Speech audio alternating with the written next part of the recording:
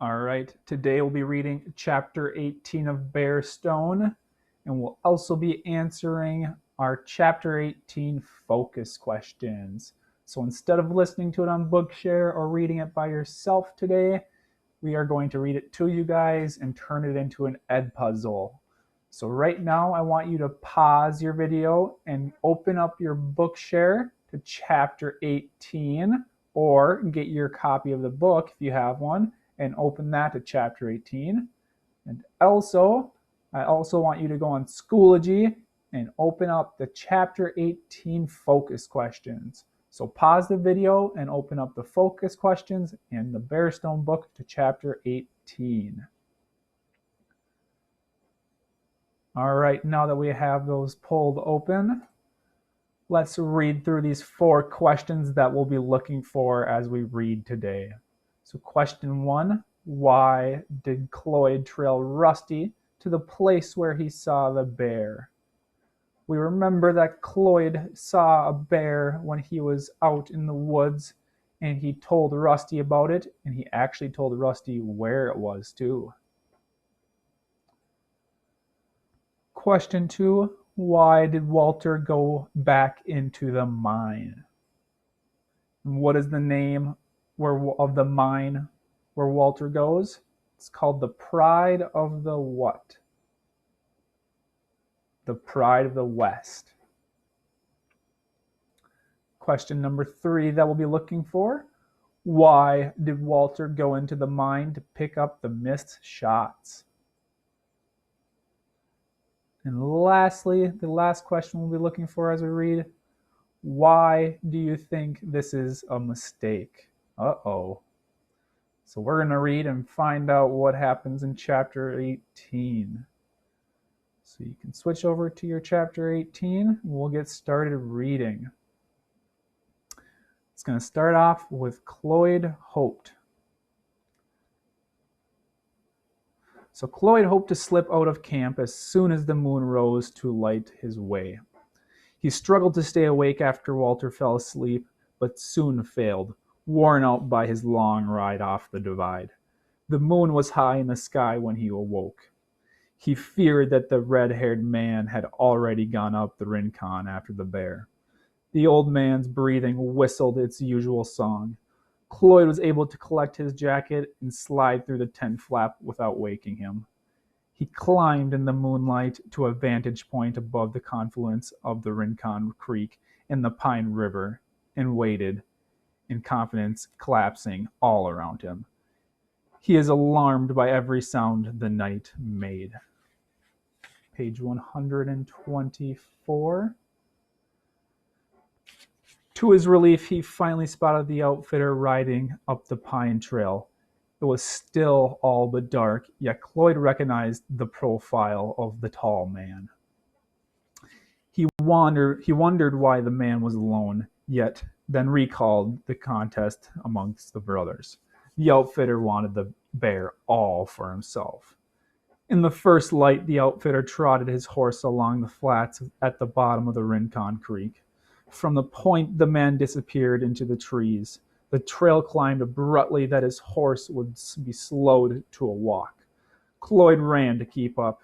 He wished he had the Blue Boy, but a horse would give him away, turning over stones and breaking sticks. He had to follow so carefully that the bear tracker in the mountains wouldn't know he was being followed.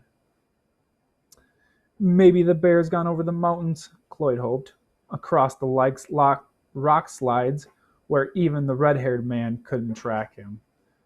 But what if he had just killed a deer and would stay in the Rincon to feed a few days? What if he's eating berries along the stream in the meadow? Cloyd hurried up the mountain, cutting the switchbacks and watching to make sure he didn't come too close to the man on the horseback. Finally, he could see through the trees to the meadow, the one where he'd seen the bear. He stopped to take off his jacket. He'd soaked himself in sweat. The outfitter, he guessed, was even now on the meadow looking for signs. Cloyd crawled to the edge of the tree and peeked around the trunk of a large spruce. He saw the horse first, then the man kneeling in the grass where the bear had loped toward the trees and stood up. He hadn't taken the man much time to find the track of the bear. We're on the top of page 125 now. He was as skillful as Walter said, and after all, Cloyd thought bitterly, he'd been told right where to go. Who told Rusty where the bear was? It was Cloyd. Cloyd told Rusty where the bear was. Do you think that Cloyd might be regretting a little bit that he told Rusty where the bear was? Yeah, I think he might be regretting it a little bit. All right, we're going to start right where this paragraph is here, as eager. Whoa, I didn't know what that did. Let's make sure we get back to there.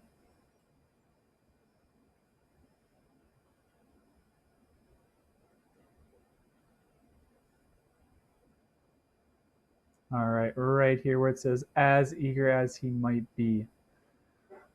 So, as eager as he might be, the red-haired man took his time examining the signs, especially around the place where the bear stood up. Then he climbed the tongue of the talus side to a spot well above the meadow where he crouched a while and scanned in the directions with the large binoculars.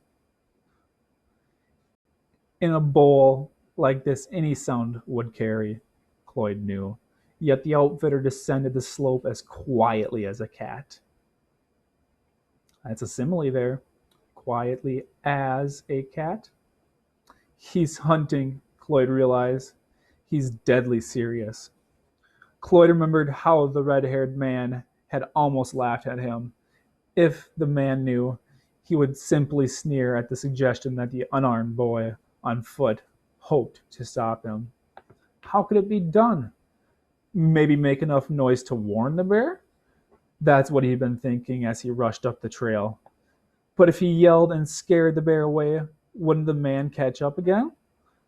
How could the bear escape the best tracker in the country? Cloyd watched the man return to the signs on the meadow. Most likely he hadn't caught the sight of the bear through the binoculars. The outfitter packed a day pack with his binoculars and what must have been food and water. Cloyd watched him string his bow and check his arrows one by one. How close would he have to get, Cloyd wondered, to hunt with a bow and arrow? The man hobbled his horse, entered the trees where the bear had, and disappeared. The man's rifle must have been saddled, scabbard on the horse, Cloyd reasoned. With the rifle, top of page 126, with the rifle, he could make plenty of noise. The mountains echo in the shots, and the mountains would echo the shots all the way to the bear, wherever it was. The rifle was there on the scabbard, as he hoped. But when Cloyd pulled the bolt back and exposed the chamber, there was no ammunition in it. He searched the saddlebags. No shells. The outfitter must have them in his day pack. The man was gone now. The chance to keep up with him in lost sight. So let's pause there really quick and let's go over to our focus questions and see if we can maybe answer one yet. So number one, why did Cloyd trail Rusty to the place where he saw the bear? Well, we know that Cloyd really likes bears, and we know that Rusty's hunting bears. So if Cloyd likes bears and Rusty's hunting bears, how might we think Cloyd is feeling right now? Yeah, he might be feeling a little bit angry and upset, and maybe he's worried too. He's worried that the bear might get shot. And also he talked about there was something that he wanted to do to the bear. It also talked about he wanted to warn the bear too. So with that little bit of information, we might be able to answer one of our questions. All right, let's get back to our reading here. We're going to start off with Cloyd knew. So Cloyd knew he lacked the skill to track the man or the bear in the woods. His only chance now was to get back to the trees on the other side of the meadow, on the slope opposite that the man was on. That way he could climb without being seen and find a high place where he might spot the outfitter again, if he was lucky. Cloyd worked for most of an hour until he found a lookout close to the timberline, high above the dodge line between the lower and upper meadows. Great ups and downs rippled the upper basin, where even now the outfitter or the bear, or both, might be hidden from the view. Big patches of stunted spruce dotted the flanks of the basin, and the thickets of brush grew everywhere, looking from the distance like tall grass. A thousand places he couldn't see. I'm an unlucky person, he thought. Cloyd can't be too far off, Walter thought. He didn't take the horse. Yeah, he'll be back. Walter's mind drifted back to his work as he readied the charges for the second blast. Once you blast, he reflected, you forget about the back-breaking work. Another 3 or 4 feet of the mountain is broken loose, and you just never know what you're going to find. Most times, nothing but rock. A bonanza, he amused, is a hole in the ground owned by a champion layer.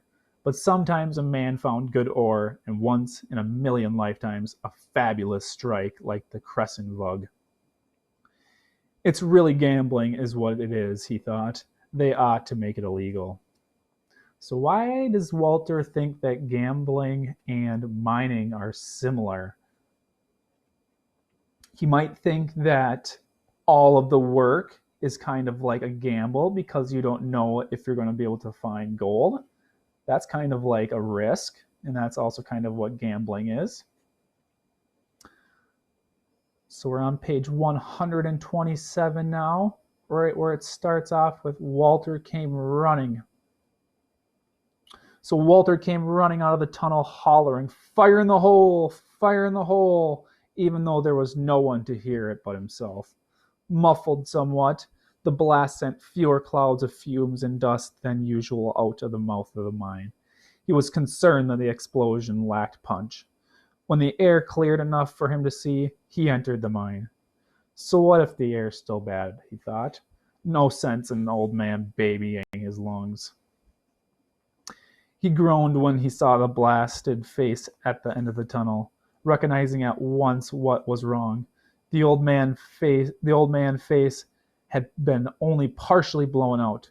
2 mounds of rock held the bulk of it fast. 2 missed shots, worse than rotten luck. 2 mounds of rock cling there with crucial charges inside, unshot by possibly hair-triggered to blow when a man tried to pick up the surrounding rock to get at him. Oh boy, that sounds dangerous. So basically what happened right there was Walter was setting off his second charge in the mine. So that's what he went mining back for, or that's why he went back to the Pride of the West, was to set off the second charge. That might be one of our questions.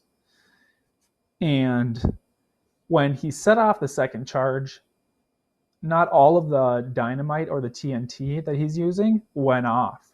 Some of it is still set in there and didn't explode, and it could explode at any time somebody else were to move the rock. All right, we're down here where it says outside. So outside, he sat and thought about the missed shots.